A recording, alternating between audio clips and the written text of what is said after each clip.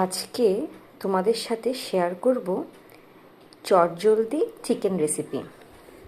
যদিও ম্যারিনেশনের সময় এই চিকেনগুলোতে নুন দেওয়া হয়নি, তাই এখন স্বাদ মতো নুন দিয়ে দেব।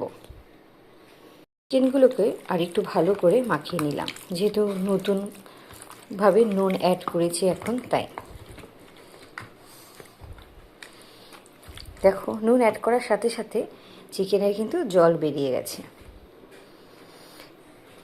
পেঁয়াজটা ভাজতে অনেকটা সময় লাগছে, কিন্তু ভাজা পেঁয়াজ দিয়ে রান্না করলে, বিশেষ করে চিকেন রান্নার স্বাদ অনেক গুণ বেড়ে যায়। হাই ফ্লেমে এভাবে চিকেনগুলোকে লাল লাল করে ভেজে নেব, এদিক ওদিক উল্টে পাল্টে।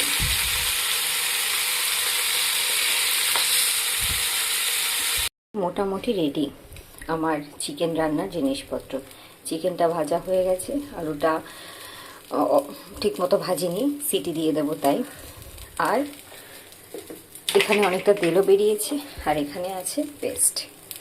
এই যে পেঁয়াজটা ভেজেছিলাম সেটার পেস্ট। এই দেখো কালারটাই এসেছে খুব টেম্পটিং।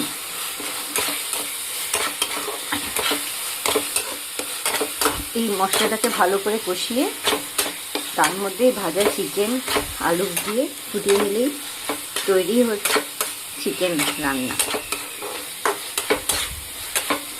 এখানে আমার চিকেনটা এভাবে কষছে, আর এখানে আমি কিছুটা জল গরম বসিয়ে দিয়েছি, কারণ এই আলুগুলো সেদ্ধ হয়নি।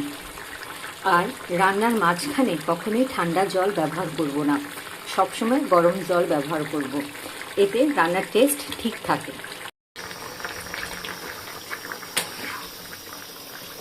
দেখো যথেষ্ট ঝোলও আছে, আবার এই চিজ দেওয়ার ফলে এই গ্রেভির টেক্সচারটা একটু চেঞ্জ হবে, টেস্টটা একটু বেড়ে যাবে।